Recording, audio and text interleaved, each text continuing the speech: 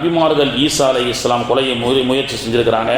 பெருங்கொண்ட நபிமார்களை மதிக்காமல் கொலை செய்த பெருங்கொண்ட பாவிகளுடைய வழியில் நீங்கள் செல்லாதீர்கள் அப்படின்னு குர்ஆன் வன்மையாக கண்டிக்கிறது. லா தஷப்பகுல் யஹூத வலன் நசாரா, அல்லாஹ்வுடைய தூதர் அவர்கள் சொன்னாங்க, யூதர்களை நசராணிகளை பின்பற்றக்கூடியவர்களாக நீங்கள் ஆக்கி கொள்ளாதீர்கள் அப்படின்னு சொல்லி. ஆனால் எதை அல்லாஹ் வன்மையாக கண்டிக்கிறானோ, எந்த கூட்டத்துடைய முன்னோர்கள் எல்லாம் அல்லாஹ்வுக்கு மாறு செய்தானோ அந்த வழியில தான் இன்றைக்கி நம்மளுடைய சமுதாயம் போய்கிட்டே இருக்குது. எங்கே போகுது?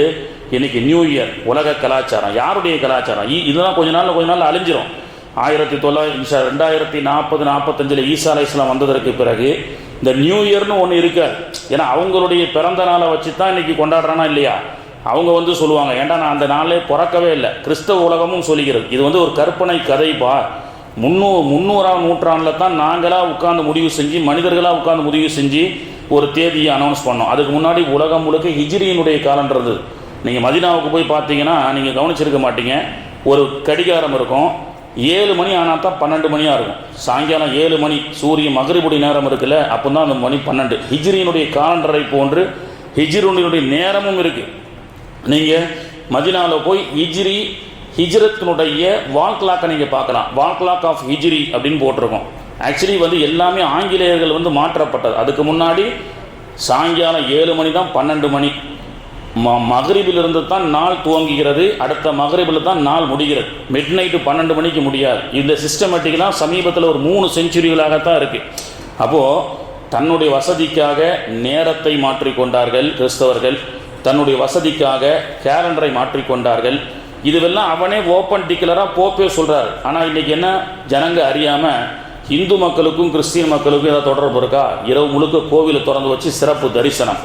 சரி, அது விட்டுருங்க, அது அவங்கெல்லாம் ஒரு வழி இல்லாமல் உலகமே பின்பற்றுகிறதுன்னு பின்பற்றுறான். நமக்கு என்னங்க இருக்குது? இன்றைக்கி எல்லோரும் நியூ இயரை கொண்டாடுறதுக்கு, கூத்து கும்மாளம் அடிப்பதற்கு, பட்டாசு வெடிப்பதற்கு, அல்லாஹ் எதெல்லாம் கேடு உங்களுக்கு அல்லாஹ்வுடைய சாபம் உண்டாகும்னு சொல்கிறாங்களோ அந்த சாபத்தை கொண்டு ஒரு வருஷத்தை துவங்கினா அந்த வருஷம் நல்லா இருக்குமா? நல்லா இருக்காது. இப்போ நாமளும் இன்றைக்கி மகரிபிலிருந்து ஒன்றை வரவேற்க போகிறோம். என்ன? அல்லாஹும்ம பாரிக் லனா ஃபி ரஜபின் வ ஷஅபான் வ பல்லிக்னா ஷஹர ரமலான். இன்ஷா அல்லாஹ் இன்னைக்கு ரஜபுடைய பிறை 1 பிறக்க இருக்கிறது. அல்லாஹ்வுடைய மாசத்தை வரவேற்கிறதோ, வருடத்தை வரவேற்பதோ, ஒரு நாளை வரவேற்பது தப்பு கிடையாது. இது நமக்கு இஸ்லாம் நமக்கு சொல்லி கொடுக்குது. காலையில் அல்லாஹும்ம பிக அஸ்பஹனா, காலையில் இந்த துவா ஓதுங்க, மாலையில் இந்த துவாவை ஓதுங்க. வெள்ளிக்கிழமை சூரத்துல் கஹஃப் ஓதி அந்த வாரம் துவங்குங்க.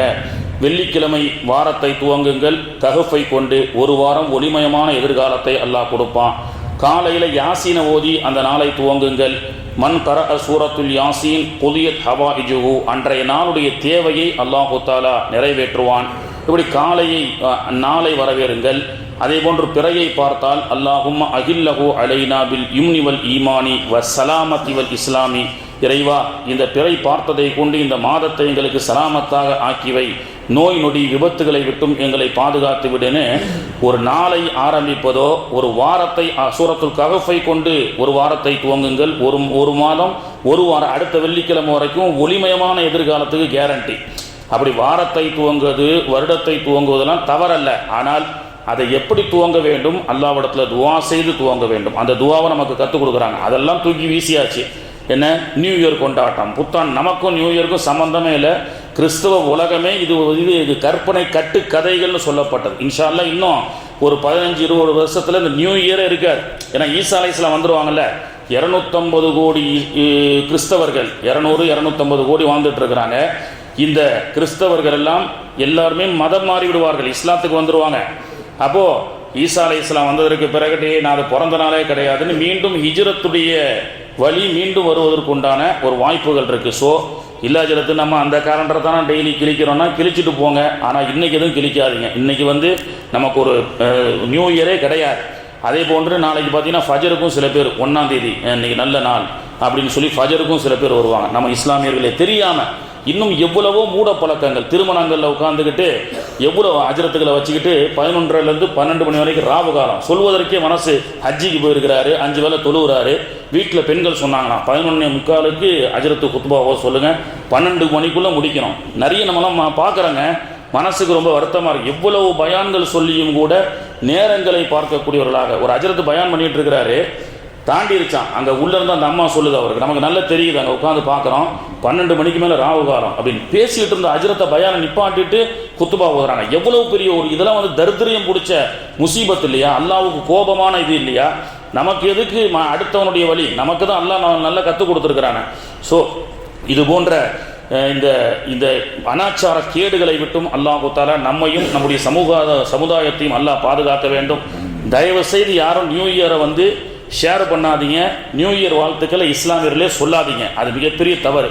இன்று மக்ரிபுக்கு ரஜபு மாதம் பிறக்க இருக்கிறது. பாரிக் லனா ஃபி ரஜபின் வ ஷஅபான் வ பல்லிகனா ரமலான். ரமலானை வரவேற்பதற்காக அல்லாஹ்விடத்தில் துவா செய்யுங்க. இறைவா எல்லாரும் நியூ இயர் கொண்டாடட்டும், நாம துவா ஓதுவோம். இறைவா ஆரோக்கியத்தை கொடு, ரஜபிலும் ஷாபானிலும் எங்களுக்கு பரக்கத்தை கொடு, ரமலானை எங்களுக்கு அடைய செய்வாயாகன்னு மார்க்கம் சொல்லி கொடுத்த வழியில் தயவு செய்து நீங்களும் உங்களுடைய பிள்ளைகளும் செல்லுங்கள். தயவு செய்து யூத நசராக்களுடைய கலாச்சாரத்தில் செல்லாதீர்கள்.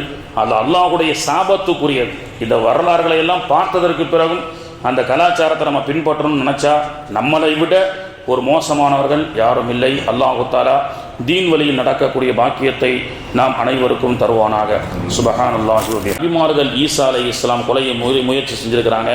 பெருங்கொண்ட நபிமார்களை மதிக்காமல் கொலை செய்த பெருங்கொண்ட பாவிகளுடைய வழியில் நீங்கள் செல்லாதீர்கள் அப்படின்னு குர்ஆன் வன்மையாக கண்டிக்கிறது. லா தஷப்பகுல் யஹூத வலன் நசாரா. அல்லாஹ்வுடைய தூதர் அவர்கள் சொன்னாங்க.